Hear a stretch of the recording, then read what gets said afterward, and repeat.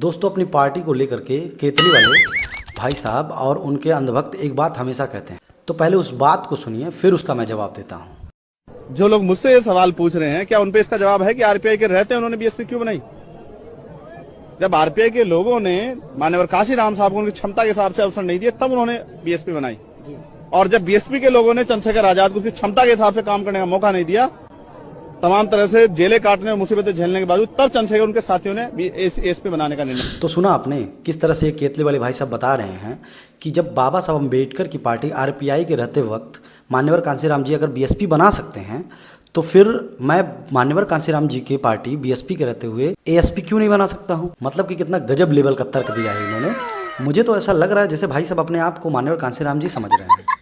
तो दोस्तों मैं इनसे और इनके भक्तों से एक सवाल पूछना चाहता हूं दोस्तों, कि बाबा साहब अम्बेडकर की पार्टी जो आरपीआई थी वो महाराष्ट्र में कार्यरत थी और मान्यवर साहब ने जो बीएसपी बनाई वो उत्तर प्रदेश में कार्यरत है।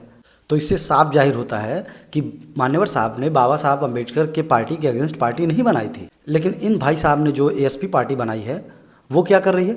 वो तो उत्तर प्रदेश में ही है जहाँ पे मान्यवर साहब की बनाई गई पार्टी है।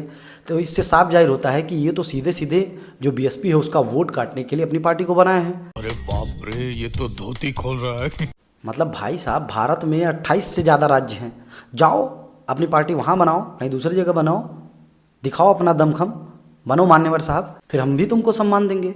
लेकिन ऐसा नहीं करोगे क्योंकि आपको प्रोजेक्ट ही किया गया है बीएसपी का वोट काटने के लिए, बीएसपी को ख़त्म करने के लिए।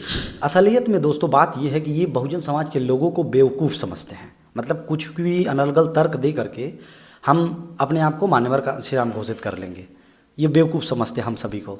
लेकिन इनको अभी मालूम नहीं है कि अभी जनता उतनी बेवकूफ़ रह नहीं गई जितने तुम समझ रहे हो। अब मैं आप लोगों को बताता हूँ कि मान्यवर कांशीराम जी ने आरपीआई के रहते हुए बीएसपी क्यों बनाई थी। दरअसल दोस्तों जब मान्यवर कांशीराम जी आरपीआई में कार्यरत थे उस दौर में आरपीआई कई पार्ट में विभाजित हो गई थी। मतलब कि कई उसके अध्यक्ष हो गए थे, कई लोग पार्टियां चला रहे थे अलग अलग होकर के।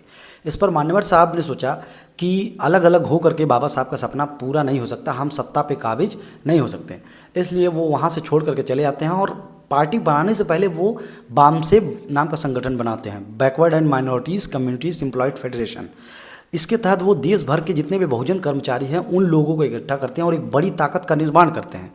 उसके बाद फिर तमाम सारे संगठन DS4 और वगैरह बनाते हैं। उसके बाद लास्ट में आकर के सत्ता पे काबिज होने के लिए वो बीएसपी पार्टी बनाते हैं। और ये भाई साहब एक तर्क दे करके खुद को मान्यवर साहब घोषित कर ले रहे हैं। मान्यवर साहब बनना इतना आसान नहीं है, तुम्हारे बस की बात नहीं है, जनता को बरगलाना बंद करो।